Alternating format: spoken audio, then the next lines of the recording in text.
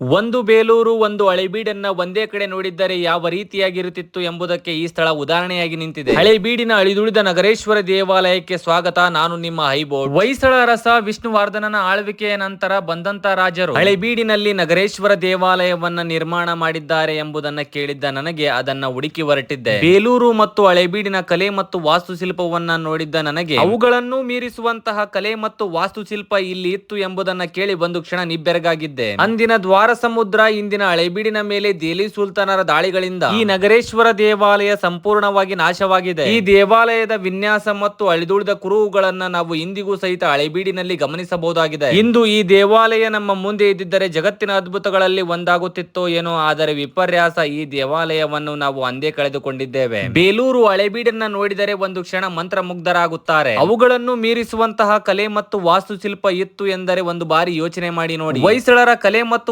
ವಾಸ್ತುಶಿಲ್ಪವನ್ನ ಹುಡುಕುತ್ತಾ ಹೋದರೆ ಅಗಿದಷ್ಟು ಆಳಕ್ಕೆ ಹೋಗುತ್ತದೆ. ಹೊಯ್ಸಳರು ನಮ್ಮ ನಾಡಿಗೆ ಕೊಟ್ಟ ಕಲೆ ಮತ್ತು ವಾಸ್ತುಶಿಲ್ಪಗಳು ಅಪಾರ. ನಮ್ಮ ಸುತ್ತಮುತ್ತಲಿನ ಪ್ರದೇಶಗಳ ಬಗ್ಗೆ ನನ್ನದೇ ಆದಂತಹ ರೀತಿಯಲ್ಲಿ ಮಾಹಿತಿ ತಿಳಿಸುವ ನನ್ನದೊಂದು ಚಿಕ್ಕ ಪ್ರಯತ್ನಕ್ಕೆ ನಿಮ್ಮ ಬೆಂಬಲವಿರಲಿ. ಯಾವುದಾದರೂ ಒಂದು ಪ್ರದೇಶದ ಬಗ್ಗೆ ಮಾಹಿತಿ ತಿಳಿಸಬೇಕೆಂದರೆ ಸುಮ್ಮನೆ ಅಲ್ಲ, ಅವರಿವರೆನ್ನದೆ ಎಲ್ಲರನ್ನ ಕೇಳಿ ಪ್ರತಿಯೊಂದು ಮಾಹಿತಿಗಳನ್ನ ತಿಳಿದುಕೊಂಡು ಒಂದು ಪ್ರದೇಶದ ಬಗ್ಗೆ ಮಾಹಿತಿ ಹೊತ್ತು ನಿಮ್ಮ ಮುಂದೆ ತಂದಿರುತ್ತೇವೆ.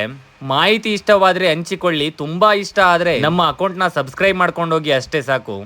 ಈ ನಗರೇಶ್ವರ ದೇವಾಲಯ ಹಳೇಬೀಡಿನ ಹೊಯ್ಸಳೇಶ್ವರ ದೇವಾಲಯದಿಂದ ಕೇವಲ 100 ಮೀಟರ್ ದೂರದಲ್ಲಿದೆ. ಅಲ್ಲಿರುವ ಗೈಡ್ಗಳನ್ನಾಗಿರಬಹುದು, ಅಲ್ಲಿರುವ ಸ್ಥಳೀಯರನ್ನಾಗಿರಬಹುದು, ನೀವು ಯಾರು ಬೇಕಾದ್ರೂ ಕೇಳಬಹುದು. ಪಾಳು ಬಿದ್ದಿರೋ ನಗರೇಶ್ವರ ದೇವಾಲಯ ಎಲ್ಲಿದೆ ಅಂತ ಕೇಳಿದ್ರೆ ಯಾರು ಬೇಕಾದ್ರೂ ಈ ದೇವಾಲಯವನ್ನ ತೋರಿಸ್ತಾರೆ. ಏಕೆಂದ್ರೆ ಅಲ್ಲೇ ಇದೆ, ಇದು ನಿಯರ್ ಅಲ್ಲಿ. ಹಳೇಬೀಡಿನ ಹೊಯ್ಸಳೇಶ್ವರ ದೇವಾಲಯದಿಂದ ಕೇವಲ 100 ಮೀಟರ್ ದೂರದಲ್ಲಿದೆ. ಇದು ತ್ರಿಕೂಟ ಮಾದರಿಯ ದೇವಾಲಯ ಅಂತ ಹೇಳ್ತಾರೆ. ನೀವು ಬೇಲೂರಿನಲ್ಲಿ ಚೆನ್ನಕೇಶವ ಸ್ವಾಮಿಯ ದೇವಾಲಯವನ್ನ ಯಾವ ರೀತಿಯಾಗಿ ನೋಡ್ತೀರಿ, ಅದು ಒಂದು ಏಕಕೂಟ ದೇವಾಲಯ. ಅದೇ ಮಾದರಿಯಲ್ಲಿ ಇಲ್ಲಿಯೂ ಸಹಿತ ಏಕಕೂಟ ದೇವಾಲಯ ಮತ್ತು ಹೊಯ್ಸಳೇಶ್ವರ ದೇವಾಲಯ ಏನ್ ನೋಡ್ತಿದ್ರಿ ಹಳೇಬೀಡಿ ಅದು ದ್ವಿಕೂಟ ದೇವಾಲಯ. ಆ ಮಾದರಿಯಲ್ಲೂ ಸಹಿತ ಇಲ್ಲಿ ದೇವಾಲಯ ಇತ್ತು ಅಂತಾರೆ. ಇಡೀ ನಗರಕ್ಕೆ ಅಂದ್ರೆ ಇಡೀ ಸಾಮ್ರಾಜ್ಯಕ್ಕೆ ದೊಡ್ಡ ದೇವಾಲಯ ಇದಾಗಿತ್ತಂತೆ. ಅದಕ್ಕೋಸ್ಕರ ಇದನ್ನ ನಗರೇಶ್ವರ ದೇವಾಲಯ ಅಂತ ಕರಿತಿದ್ರು ಅಂತ ಹೇಳ್ತಾರೆ. ನಮ್ಮ ಬಿಟ್ಟಿ ದೇವ ಹೊಯ್ಸಳ ಅರಸ ವಿಷ್ಣುವರ್ಧನ ಏನಿದ್ದಾರಲ್ಲ, ಅವರ ನಂತರ ಬಂದಂತಹ ರಾಜರು ಈ ದೇವಾಲಯವನ್ನ ನಿರ್ಮಾಣ ಮಾಡುತ್ತಾರೆ ಹಳೇಬೀಡಿನಲ್ಲಿ. ನೀವು ಗಮನಿಸಬಹುದು, ಇಲ್ಲಿ ತ್ರಿಕೂಟ ಮಾದರಿಯ ದೇವಾಲಯ ಇದಾಗಿದೆ.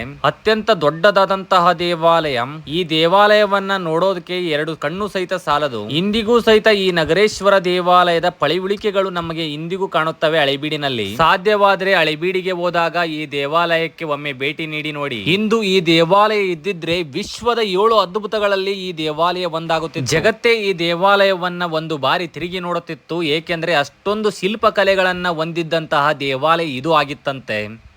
ಬೇಲೂರು ಮತ್ತು ಹಳೇಬೀಡಿನ ದೇವಾಲಯಗಳಲ್ಲಿ ಕೆತ್ತನೆಗಳನ್ನ ನೀವು ಏನ್ ನೋಡಿದ್ರಿ, ಅವುಗಳನ್ನು ಮೀರಿಸುವಂತಹ ಕೆತ್ತನೆಗಳು ಇಲ್ಲಿತ್ತು ಅಂತಂದ್ರೆ ಒಂದ್ ಸಾರ್ತಿ ಯೋಚನೆ ಮಾಡಿ. ಹಳೇಬೀಡು ಮತ್ತು ಬೇಲೂರನ್ನೇ ನೋಡಿದ್ರೆ ನಾವು ಹಬ್ಬ ಅನಿಸುತ್ತೆ.